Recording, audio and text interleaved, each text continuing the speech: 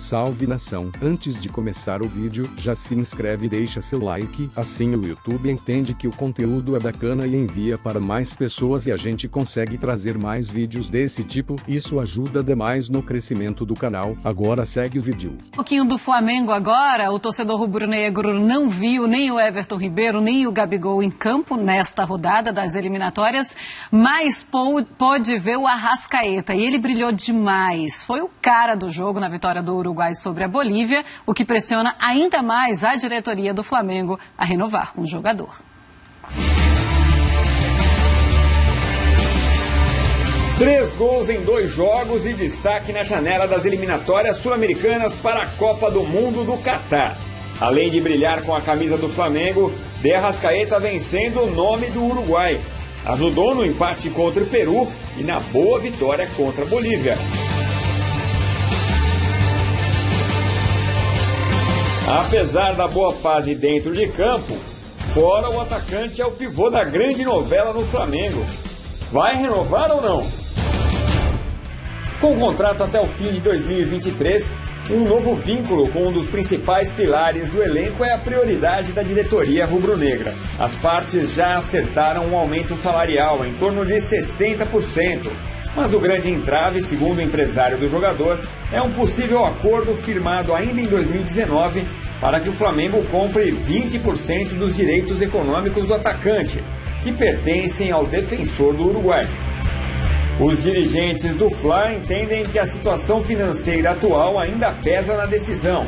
O Flamengo vai dar os aumentos pertinentes, vai dar os pedidos possíveis para o atleta, só que tem que ter calma para a gente fazer um ajuste só. Eu não tenho dúvida que a gente vai resolver esse problema. Não adianta querer pressionar para resolver de uma hora para outra, que isso não resolve de uma hora para outra. Mas aqui ninguém vai fazer nada ruim para o Flamengo. Depois das boas atuações do jogador com a camisa do Uruguai, o Flamengo vai ficando cada vez mais pressionado para dar um fim à novela Arrascaeta e para manter um dos principais nomes do elenco por mais tempo no clube.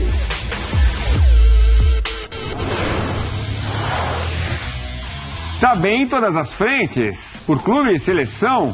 No Flamengo, 28 jogos, 25 como titular, foram 9 gols, 12 assistências, gasta 100 minutos para participar de um gol.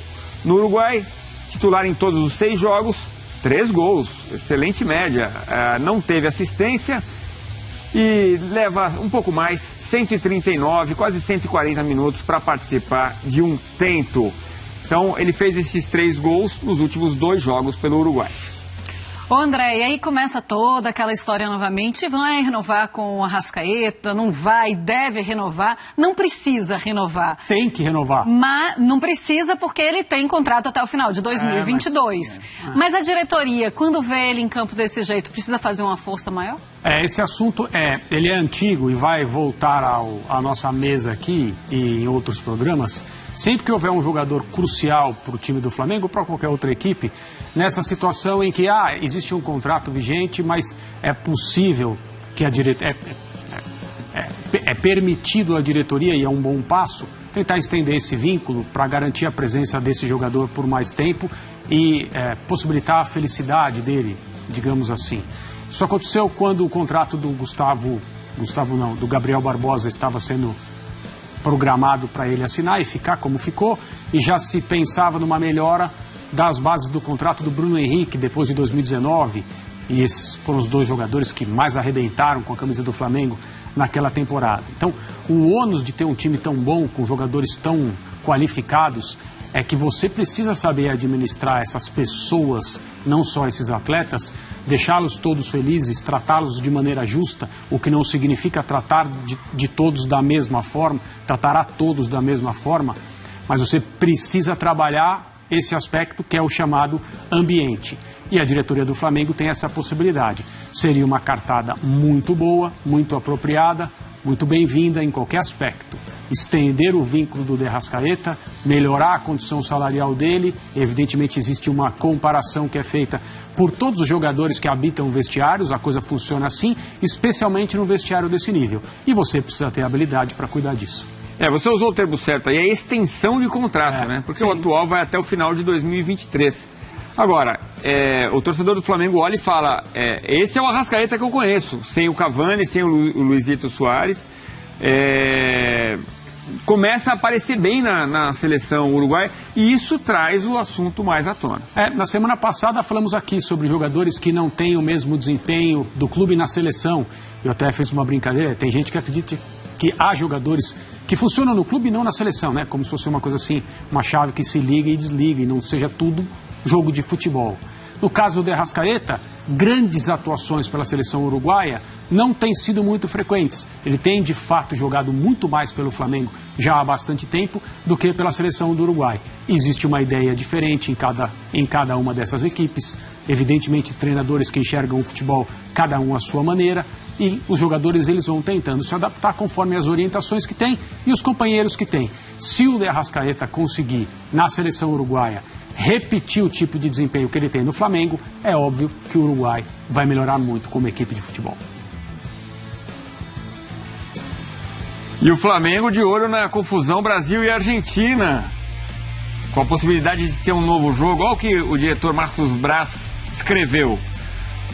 Partida suspensa. Caso tenha que ter a partida, teremos outra data FIFA. Outra vez Flamengo desfalcado. Tem mais uma, ó. Torcer para não ter, de fato, esse jogo. É uma das possibilidades. Né? Mas é muito complicado mesmo, André Kfouri, porque já são 3 jogos de Campeonato Brasileiro que estão adiados do Flamengo.